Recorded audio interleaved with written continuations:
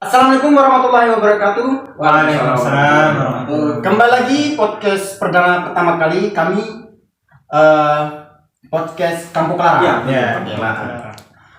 Kali ini kami akan mengangkat tema tentang Islam dan masyarakat kota ya.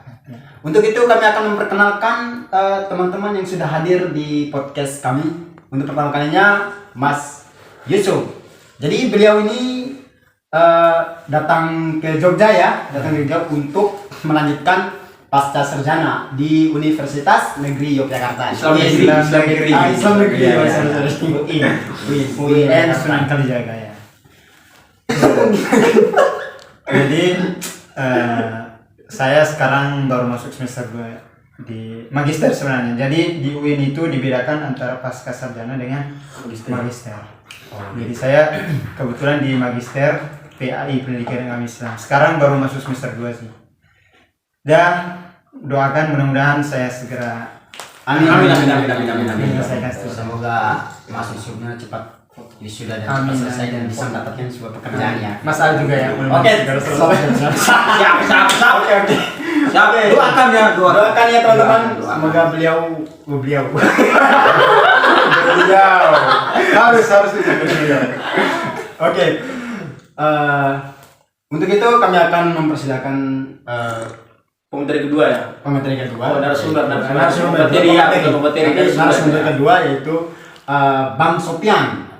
Jadi Bang Sopian ini kesini untuk apa ya Bang? Saya pengangguran. Oh pengangguran. Tapi pengangguran saya itu ya. pengangguran yang produktif. Iya. Ya, saya bisa menulis satu buku. Ya harus beli. Jadi Bang Sopian itu langsung dia akan promosi menciptakan bukunya ya teman-teman. Jadi dia akan menciptakan bukunya itu dengan tema dengan judul Sambil Rampas Sebatas Dikenang. Jadi kalau teman-teman mau beli buku ini silakan hubungin beliau. Oke teman-teman. Nomornya di bawah, nomor saya di bawah. Oke, nanti komen yang di bawah. Oke. Terus. Oke. Mas Sofian lanjut, mungkin akan memperkenalkan. Katanya mau Nulis buku. nulis buku lagi. Ya. Ya, apa itu teman? Baik, ya saya rencana mungkin ya target saya akhir bulan inilah itu tulisannya selesai. Insyaallah bulan depan udah bisa terbit semoga. Judulnya apa, Bang? Judulnya Wajah Islam Kota. Wajah Antara sejarah, nilai, dinamika dan harapan. Insyaallah. Berarti depan. Mas Pian ini sangat mencintai budaya lokal ya. Bukan mencintai ya. Oh. Mencintai itu kan perkara hati. Iya. Enggak, bukan karena saya hobi dengan sejarah, hobi dengan lingkungan sosial itu, jadi saya pengen mengangkat keresahan saya dalam tulisan gitu. Oh iya. Tidak hanya sekedar Jadi bukan karena cuma pengangguran. Iya. Pas dia bilang tadi kayak teman. pengangguran tapi produktif. Ini berangkat dari kepedulian yang mendalam terhadap keadaan Daripada ide kita hanya bacot kan? Ya, betul. Mending Jelas. dituangkan dalam tulisan kan gitu kan. Mantap itu Bang. Oke, Bang. Kita nulis apa enggak nih? Kita akan mulai dengan mengangkat tema kali ya. Temanya apa? Oke. Untuk teman-teman mungkin kita pembahasannya kali ini akan bahas mengenai Islam di masyarakat kota, utamanya di kecamatan kami sendiri, di kabupaten kami sendiri juga. Ya mungkin kali ini kami akan mengangkat tema itu mengenai kondisi Islam di kota itu. Mungkin yang pertama kali yang akan disampaikan oleh Bang Yusuf ya. Oke, ya silakan Bang Yusuf. Ya, terima kasih Bang An. Jadi saya rasa saya kurang percaya diri ya membahas tentang kondisi keislaman di kota itu karena secara waktu melihat waktu saya orang yang termasuk waktu saya di kota itu sangat kurang karena selesai SMP saya itu langsung Hijrah. Ya, saya Mencari cinta dari daerah kota ke daerah yang namanya Selayar. Jadi SMA saya sudah memilih keluar dari kota karena tuntutan orang tua juga sebenarnya, karena mereka melihat keadaan mungkin kurang kondusif kali ya. Saya kurang paham kalau masalah itu. Ya, Langsung ke inti pun permasalahan. Jadi saya melihat Islam di kota itu sudah cukup bagus sebenarnya dilihat ya, karena warga masyarakat walaupun ibadah ritualnya itu kurang, tapi sangat menjunjung tinggi nilai-nilai keislaman. Artinya ketika ada keadaan yang menuntut kita untuk berperan aktif dalam keadaan kegiatan-kegiatan keagamaan, itu masyarakat kota sangat antusias. Oke. Tapi dalam hal ritual ini keresahan saya pribadi, ibadah ritual seperti sholat berjamaah khususnya itu masih sangat minim sih. Tapi saya rasa bukan cuma di kota sih, kalau hampir seluruh daerah di Manggarai Timur kayaknya. di Indonesia khususnya, yang walaupun mayoritas tapi keinginan untuk melaksanakan kegiatan agama berjamaah di masjid itu saya rasa masih sangat kurang. Tapi untuk antusiasme mengikuti kegiatan-kegiatan keagamaan itu ketika diadakan suatu kegiatan itu ya lumayan antusias masyarakatnya, dan mereka mau bekerja sama untuk menyukseskan kegiatan tersebut. Mungkin itu pandangan awal dari saya, nanti bisa kita kembangkan dalam diskusi. Oke, siap. Terima kasih ya Bang Yusuf. Mungkin ada yang mau tambah lagi? Untuk sementara sudah, nanti kita kembangkan di diskusi bersama. Sementara kita akan kembangkan lagi ya. Narasumber. Ya, habis podcast ini ya.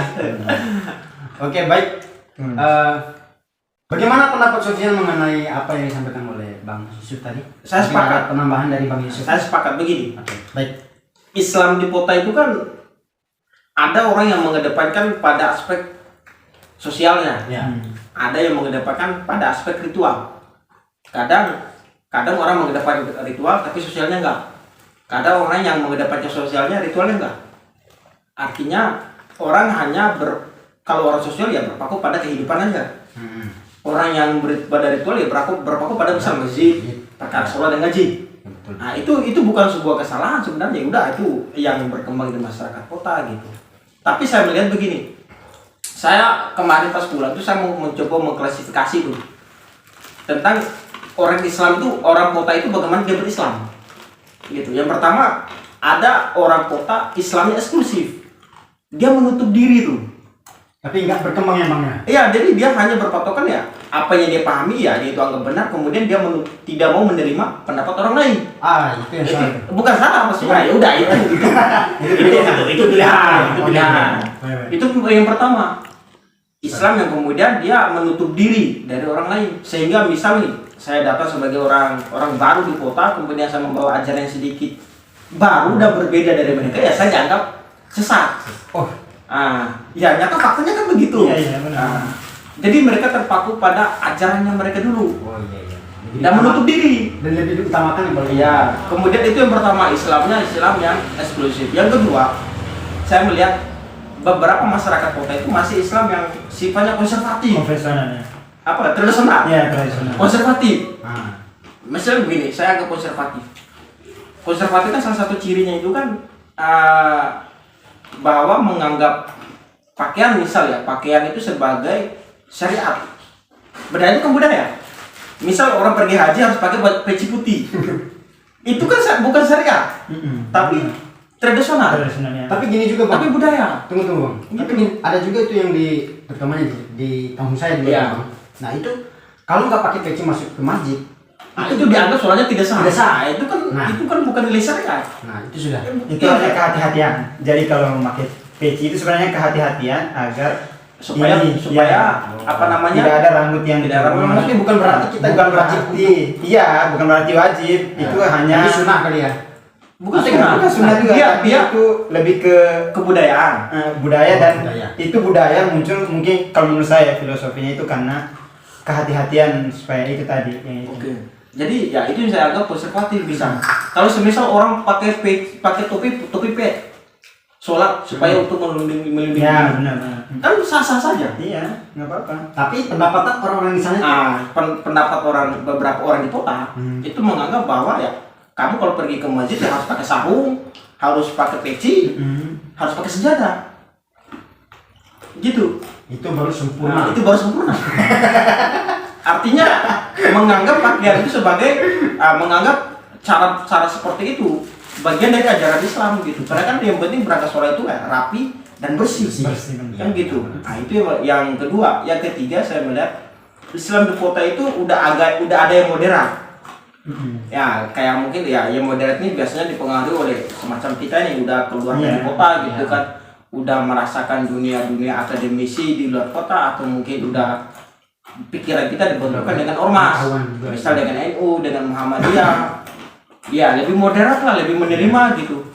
Kesana ya udah adanya perbedaan udah kita terima fine saja, nggak ada yang kita persoalkan begitu kan. Tapi itu masuk generasi keberapa? Ya generasi bawah sekali. Kalau generasi yang baru ini generasi tai kucing. Tapi ya begini Mas Yan, saya rasa seseorang itu kan terbentuk karena apa yang dia pahami ya, dari pengetahuan. Jadi kita juga tidak bisa itu melihat orang tua kita yang generasi pertama lah istilahnya, itu sebagai sebuah kesalahan karena memang dunia pendidikan dulu tuh masih kurang ya. Mereka menjalankan apa yang mereka ketahui ya. Iya benar. Jadi itulah saya rasa generasi selanjutnya itu harus bisa itu memahami keadaan yang sekarang yang agar bisa lebih moderat gitu. Iya benar tuh. Biar maksudnya gini. Biar kita itu antara generasi itu ada generasi lama, walaupun secara pandangan keislamannya berbeda, tapi kita saling menerima. Betul. Gitu. Tidak ada lagi bisa maju Yusuf gara-gara masih kecil tidak boleh jadi imam. Saya pernah. Jangan gitu loh soal itu, nanti kita kena apa ya? Undang-undang ITE. Saya pernah imam subuh. Kunut. Saya lupa kunut. Ya. Diteriaki dari belakang, ini sholat apa? Sesat. Dibilang sesat gara-gara lupa kunut.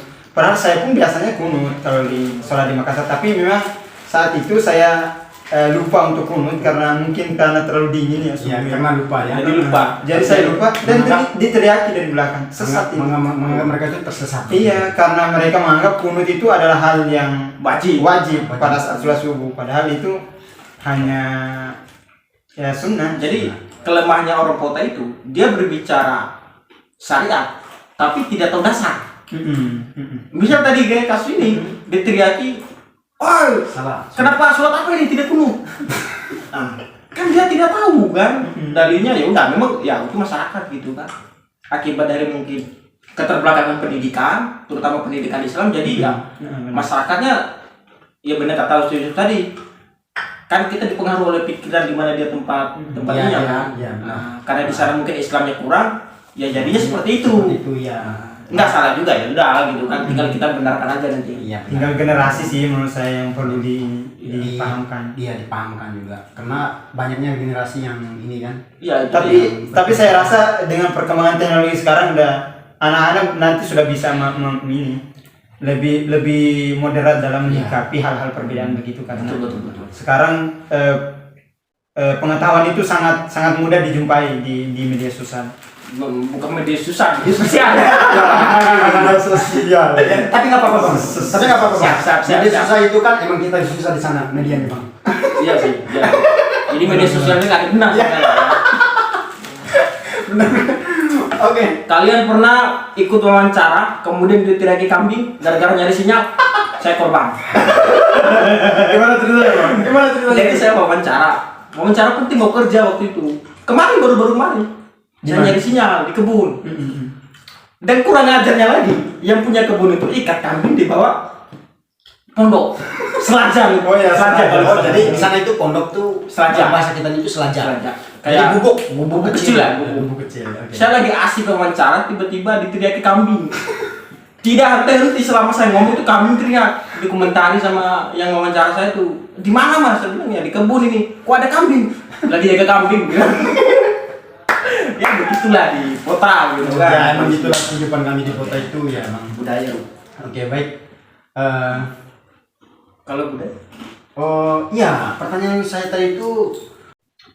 Oke bang, saya dengar ini bang, kontroversi banget ya mengenai belis. Jadi belis itu di sana itu bahasa kami itu apa ya?